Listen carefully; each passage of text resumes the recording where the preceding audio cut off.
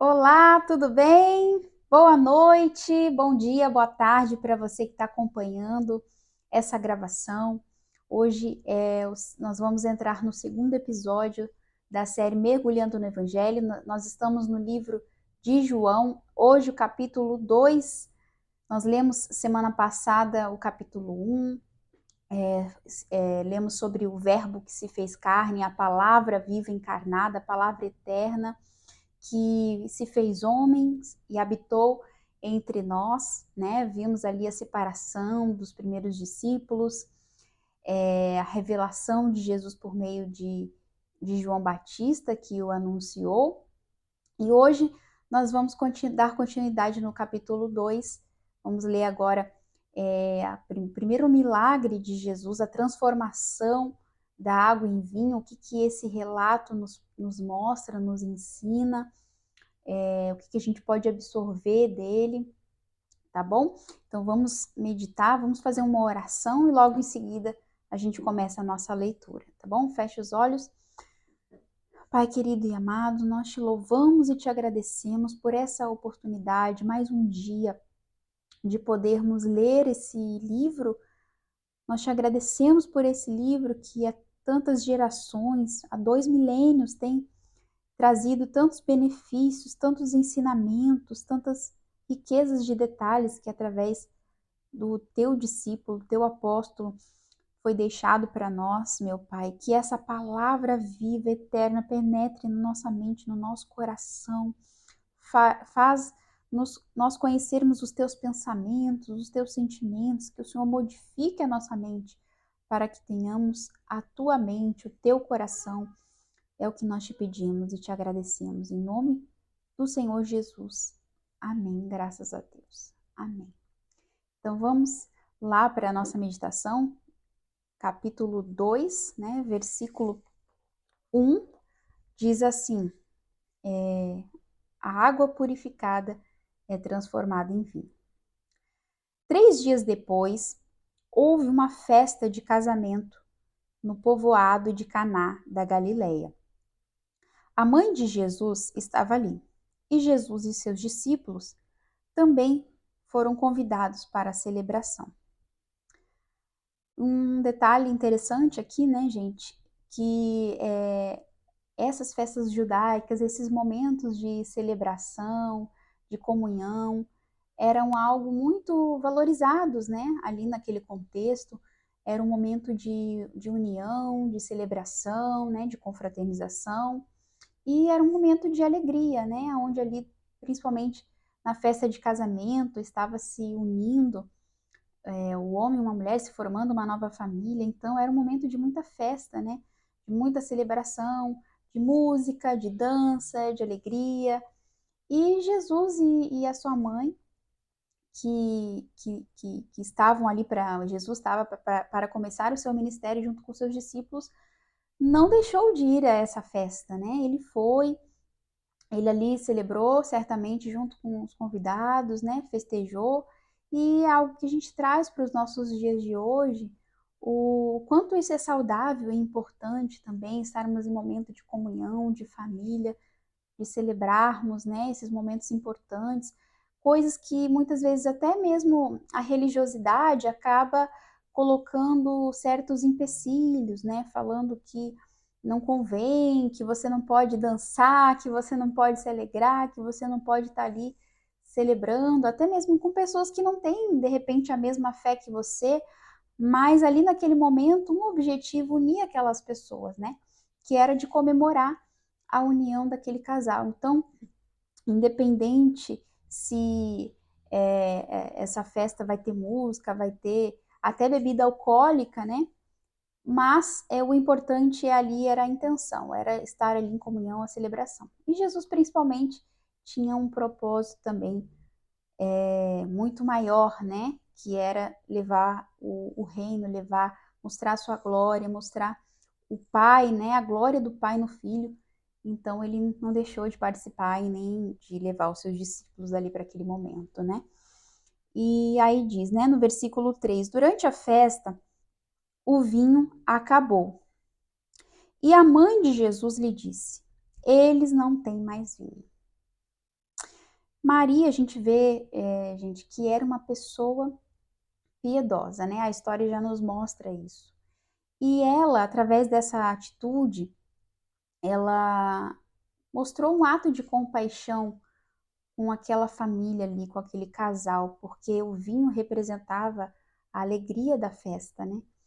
E agora que tinha acabado o vinho, e se de fato chegasse ao conhecimento dos convidados, aquela celebração, aquela festa poderia se tornar até né, um boato ali na cidade, um falatório, né, de que, nossa, como que pode, acabou vindo a festa, né, diante da sociedade isso poderia ter gerado muito desconforto, né, e Maria sentiu essa tristeza, sentiu ali, teve empatia com aquele momento ali, e ela que conhecia, né, que tinha um filho que ela conhecia, que ainda não tinha começado o seu ministério, mas sabia quem ele era e sabia a quem ela poderia recorrer e resolver aquela situação, aquele problema, ela foi até ele, né, gente? Então, a gente vê aqui, ela falou, chegou para ele, eles não têm mais vinho. E no versículo 4, ele diz: Mulher, isso não me diz respeito. Respondeu Jesus: Minha hora ainda não é chegada. E agora? Será que Jesus faria ou não faria o pedido dela, né? Porque ele falou ali naquele momento: Não é chegada a minha hora ainda. E, e aí, apesar dessa fala de Jesus, que parecia ter sido um pedido negado, né? Logo em seguida, a sua mãe, conhecendo o filho que tinha, disse, né? Sua mãe, porém, disse aos empregados: Façam tudo o que ele mandar. Havia ali perto 6 potes de pedra usados na purificação cerimonial judaica. Então, essa purificação era aqueles odres, né, que ficavam cheios de água, porque antes das pessoas entrarem no ambiente, né, e tal, elas tinham que se lavar naquelas águas ali, que representava a purificação, né, que tirava a poeira dos pés, que tirava a sujeira das mãos, né. Então, ali eles tinham que lavar as mãos naquela água, né, e aí isso chamava o ritual de purificação. E aí tinha assim escrito: cada um tinha capacidade entre 80 a 120 litros. Jesus disse aos empregados: Encham os potes com água. Quando os potes estavam cheios, disse: Agora tirem um pouco e leve ao mestre de cerimônias. Os empregados seguiram suas instruções. O mestre de cerimônias provou a água transformada em vinho. Sem conhecer sua procedência, embora os empregados obviamente soubessem, né, que diz entre parênteses, então chamou o noivo. O anfitrião sempre serve o melhor vinho primeiro, disse ele. Depois, quando todos já beberam bastante, serve o vinho de menor qualidade. Mas você guardou o melhor vinho até agora. Este sinal em Caná da Galileia foi o primeiro milagre que Jesus fez. Com isso, ele manifestou sua glória e seus discípulos creram nele. Então, olha aí a lição muito importante, né? Esse milagre foi o primeiro milagre de Jesus, que foi feito numa festa, né, de casamento. E voltando um pouquinho a essa questão da alegria, né, que nós podemos ser esse instrumento de Deus para devolver a alegria de alguém que perdeu, né? Mostrando a ela quem pode saciar a sua maior necessidade, né? A sua maior tristeza, o seu maior vazio. E eu lembro que até mesmo um exemplo de casamento que eu posso dar para vocês, de como uma pessoa pode ser esse agente que leva, né? Porque às vezes você, dizendo respeito a sempre nós teremos algo, que a outra pessoa, de repente, uma outra pessoa tem uma necessidade e a gente, através ou do nosso conhecimento, ou da nossa profissão, ou através de alguma qualidade, alguma virtude que a gente possui, sempre vão ter pessoas que, por outro lado, têm essa falta, né? Tem essa deficiência, essa necessidade, que ainda não tem esse conhecimento, não tem isso que a gente tem, né? E a gente pode ser um instrumento, né? Que ou a gente olha aquela outra pessoa que não tem aquilo que eu tenho e eu critico, né? E eu falo mal e eu simplesmente menosprezo, né? Aquela pessoa, ou eu de fato posso ser um instrumento de Deus para levar alegria para aquela pessoa, seja através da prestação do meu serviço, né? Com certeza, aquele casal, né, aquela família foi muito grato a Jesus e, obviamente, né, também a Maria e aos os discípulos que estavam ali, né, por aquele ato que ficou marcado, aquele casamento, né, naquela noite, para aquelas pessoas, né, foi um ato que não foi esquecido, com certeza foi muito compartilhado, né, tanto é que diz esse sinal em Caná na Galileia foi o primeiro milagre que Jesus fez, com certeza depois se espalhou, né, e ficou marcado na vida daquele casal, porque uma noite que poderia ser de tristeza, de pessoas falando mal, pessoas saírem reclamando, né, foi uma noite que ficou marcada, né? Então, a gente pode ser esse instrumento que, além de levar, né, Jesus, porque Jesus é o principal, existem problemas que as pessoas têm que a gente não tem como resolver, né? A nossa profissão, o nosso conhecimento não tem como ajudá-la, mas a gente pode levá-la até quem pode resolver, né? Até quem pode mudar aquela situação, né, de falta de alegria na vida dela. E Jesus pode ser essa pessoa que preencha, né, aquela lacuna, que preenche aquela tristeza que aquela pessoa sente e devolva a alegria, né, de viver a vida verdadeira. Então, meditando aqui, eu tirei esse exemplo para mim. Será que a gente tem olhado com esses olhos de Maria, né, que eu posso ser um agente transformador, um agente que leva a solução, ou eu sou aquela pessoa que, diante de um desafio que o meu irmão enfrenta, ou uma dificuldade que ele passa, eu fico apontando o dedo, eu fico, né, até menosprezando ou criticando, ou falando, nossa, por que que essa pessoa deixou isso acontecer? Porque como que ela pode fazer uma coisa dessa? Ou como que ela errou desse jeito, né? Mas isso não ajuda, né? Isso não muda aquela situação. O que muda é que se eu de fato tenho condições de ajudá-la, seja através do conhecimento ou pela ajuda, né? Física mesmo, né? Ou às vezes a pessoa precisa de algo e eu tenho para dar, e ao invés de eu me mover para ajudá-la, eu fico só falando mal, né? Então não estou tendo uma atitude de um coração de uma pessoa que realmente sabe qual é a verdadeira intenção, né, de Deus. Então, eu lembro também de uma situação que aconteceu até no meu casamento, inclusive, né, eu tive uma cerimônia muito bonita, né, a celebração e tudo mais, mas na festa eu tive um constrangimento bastante grande, que faltou luz no ambiente, no salão lá onde a gente estava comemorando, e simplesmente não teve mais como fazer os salgados da festa, era muitos salgados, né? E aí não tinha mais como fritar.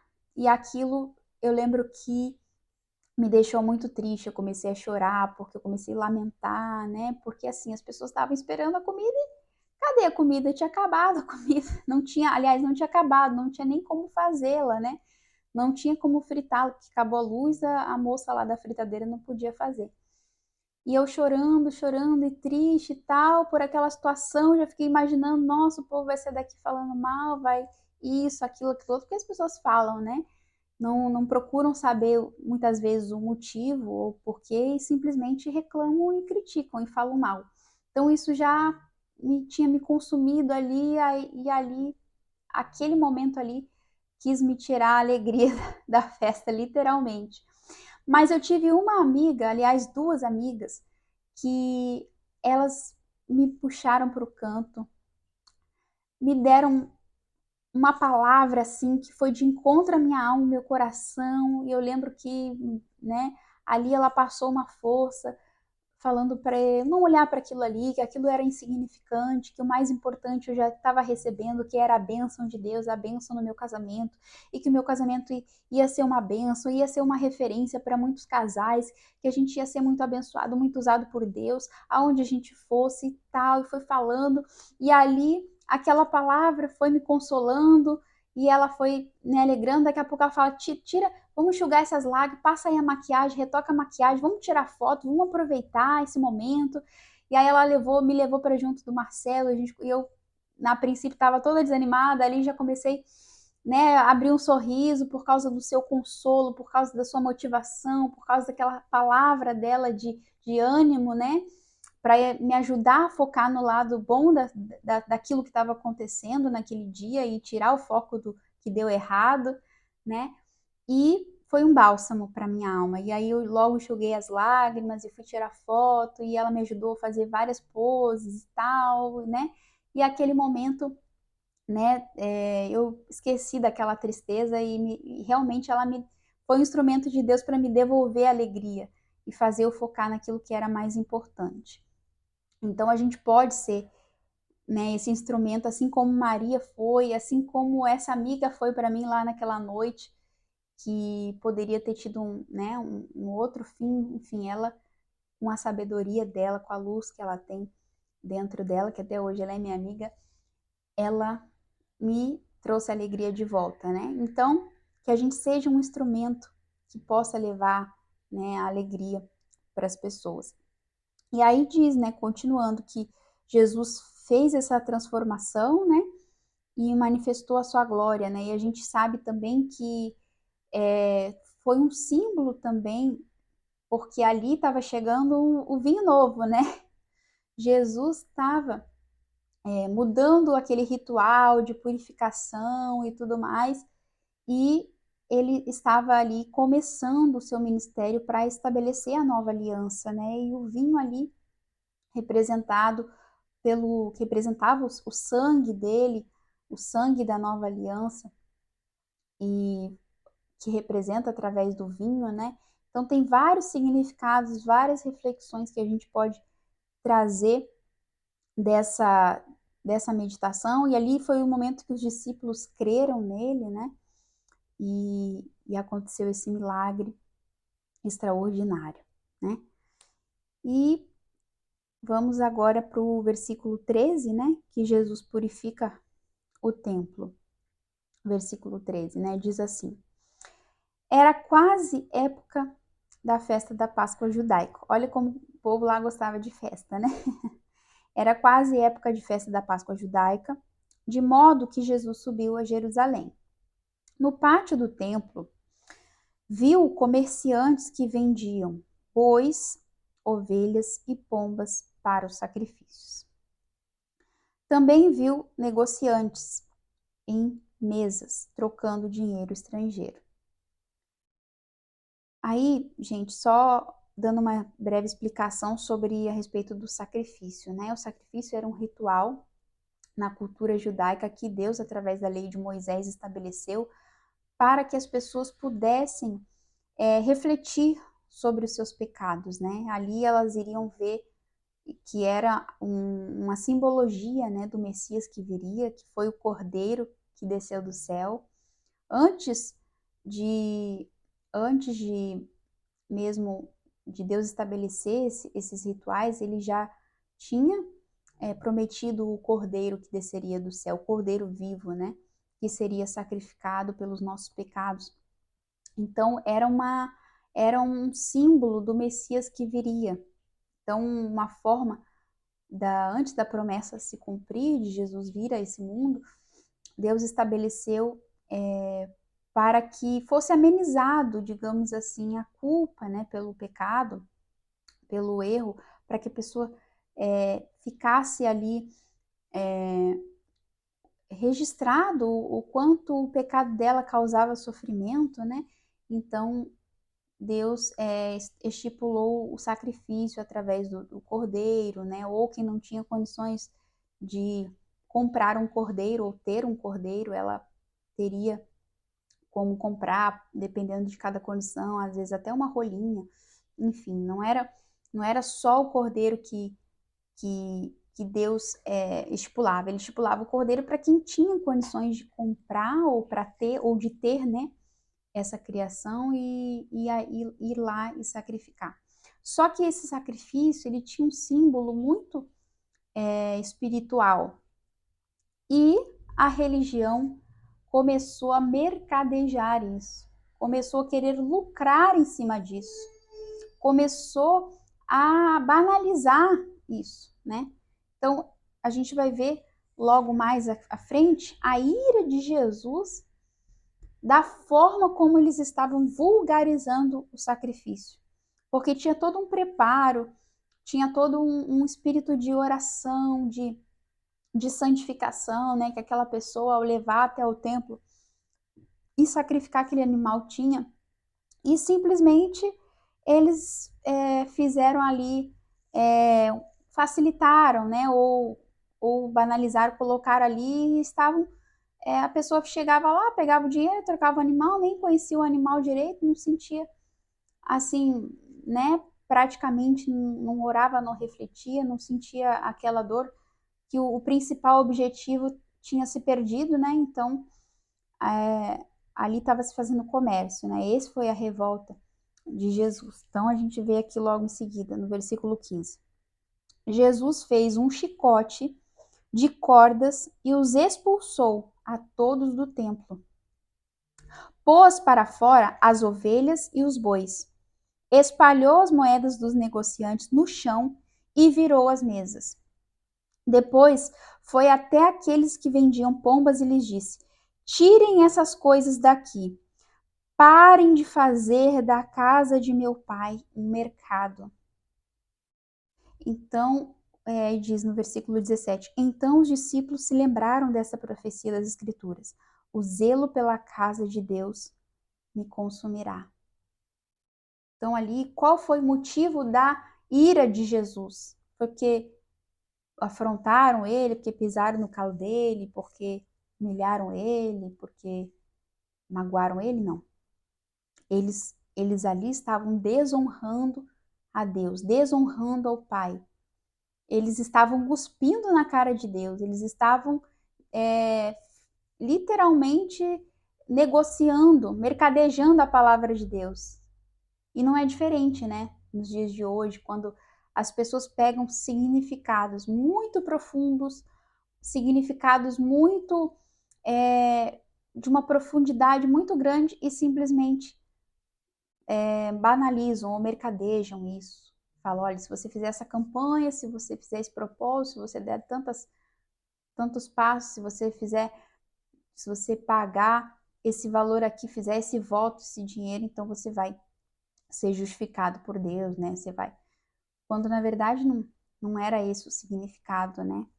Ali realmente não era simplesmente um ritual que Deus queria que essas pessoas cumprissem, mas de fato estarem arrependidas, né? E essas pessoas aqui estavam lucrando em cima dos pecados, ou seja, quanto mais a pessoa pecar, mais dinheiro eu vou ganhar, porque mais bichinhos aqui eu vou vender e mais eu vou enriquecer, né? Então as pessoas estavam, então quanto mais pecar, melhor, quanto mais a pessoa tiver escrava do pecado, melhor, porque aí eu vou ganhar mais, né? Enfim, e eu lembro de até um dia desses a gente estava vendo na internet uma pessoa que colocou assim, né, no Instagram dela, ela estava oferecendo uma mentoria no valor de R$ 8.000 para ter essa mentoria com ela, aonde ela ensinaria a entrar no Santo dos Santos. Então, quer dizer, uma coisa que é de graça, que é só a gente crer, né? Uma coisa que hoje, nos dias de hoje, é a gente falar em nome de Jesus, na tua presença eu me coloco, que eu já estou no Santo dos Santos, né? Trazendo para os dias de hoje, mas a pessoa quis colocar um valor de R$ 8.000, querendo ensinar as pessoas a entrarem no Santo dos Santos, né? É o cúmulo do absurdo, que ela enaltece uma coisa tão simples e ainda quer lucrar em cima disso, né? Então, quando se trata das coisas que Deus quer que a gente faça de todo o coração, com integridade, com sinceridade e de fato de verdade, né? Aqueles que adoram em espírito e em verdade, e não por causa de um valor que eu tenho, ou pelo que eu posso pagar ou deixo de pagar, não. Mas não está no cordeiro ou na pomba, porque quem tinha um valor mais para dar o cordeiro, né, podia dar, mas quem não tinha dinheiro era a pomba, mas o importante era o símbolo que estava ali representado, né? Enfim, então ele se irou, virou as mesas e tudo mais, né, para mostrar ali a ira dele. Então, tem pessoas que também, aproveitando esse trecho aqui, tem pessoas que falam, mas Jesus ele se irou, né? Jesus ele se irou, por que que eu não posso me irar? Né? Por que que eu não posso brigar? Por que que eu não posso fazer isso? Agora, aqui a ira de Jesus era uma ira santa, né? Que tinha a ver com, com o que era santo, com o que era espiritual, com o que era... aqui eles estavam ferindo a santidade de Deus, né? E não por mas você vê que quando ele foi afrontado, quando ele foi cuspido, quando ele foi humilhado, ele não reagiu dessa forma. Então, ali, aquelas pessoas estavam atrapalhando a obra de Deus na vida das outras. Então, esse era o motivo da ira, né, de Jesus aqui. E aí continua, né, dizendo no versículo 18. O que você está fazendo? Questionaram os líderes judeus, porque eles também faziam parte do negócio, né? Então, eles não gostaram da atitude de Jesus. Que sinal você nos mostra para comprovar que tem autoridade para isso? Pois bem, respondeu Jesus, destruam esse templo e em 3 dias eu o levantarei. Eles disseram, foram necessários 46 anos para construir esse templo e você o reconstruirá em 3 dias? Mas quando Jesus disse este templo, estava se referindo ao seu próprio corpo. Depois que ele ressuscitou dos mortos, seus discípulos se lembraram do que ele tinha dito e creram nas Escrituras e em suas palavras. Então, tudo isso que os discípulos viveram, ali naquele momento, muitas vezes eles não entenderam, eles não entendiam completamente, a mente deles ainda não estava 100%, né? Porque precisava do desfecho da história, precisava se cumprir tudo que Jesus tinha dito, né? E o maior sinal, né, de que Jesus era o Messias foi quando ele ressuscitou. Aí sim, os discípulos creram de verdade, né? Porque antes disso, eles até viram os milagres, viram as manifestações e tudo mais, mas não foi o suficiente para que aquelas pessoas crescem, né? Então, ele se revelou para os escolhidos, aqueles que realmente tinham um coração aberto, que eram humildes, que foram separados, né? Os discípulos e tudo mais. E foi a esses que ele apareceu. Ele não apareceu para todos, ele apareceu e se revelou para os que de fato estavam com um coração aberto para ouvirem a sua mensagem, para crerem nele. Eles tinham crido, ali você vê que os discípulos creram nele, mas não ainda totalmente.